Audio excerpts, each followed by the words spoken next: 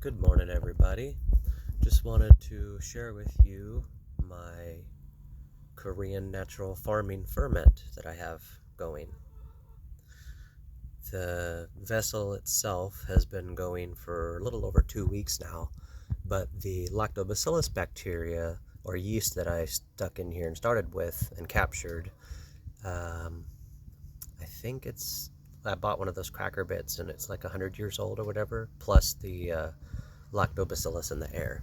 But basically, when you're doing the Korean natural farming ferment, you can literally compost anything organic in here. I have plant matter.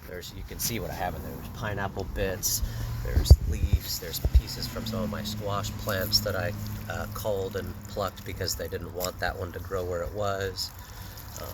But also in here, and I'm trying to dig for one, I can't seem to find it, but maybe they dissolved and fermented already, but you can stick in animal bones.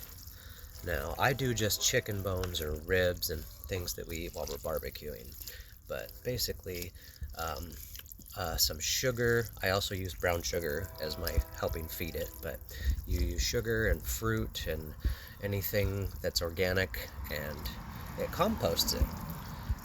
I had this thing stuffed completely firm with organic matter when I first filled it with this and got this going, and now this is all movable and moving around and just breaking down, and I've been feeding my plants with it. They've loved it.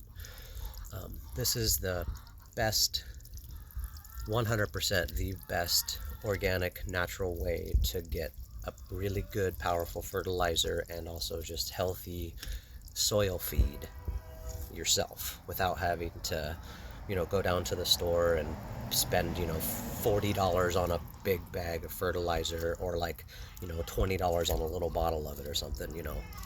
This stuff is the same thing basically as like fish emulsion and kelp meal all mixed together. Like, there's calcium in here, there's magnesium, there's phosphorus, there's nitrogen, there's everything, all the micronutrients. There's manganese, magnesium, selenium, some silicon probably. There's a little bit of everything in here that plants and nature are going to want to use. So just make sure that you feed it. If you're going to do one of these, do your research. Make sure you feed it and keep it going. You can't ignore this. If you ignore it, or you start getting mold growing, or it stinks, that's the main thing about this, is it doesn't stink. It just smells a little bit minty because the mint I had in there at the very beginning, and then it smells sweet. That's it. There's no maggots in here or anything. It's just feeding it. It's bacteria or yeast. I believe it's yeast actually, but either way, the best way to be able to know if you're doing it right is by the smell. Once you get everything established, it's going to smell sweet because of the sugar, but also it's not going to stink.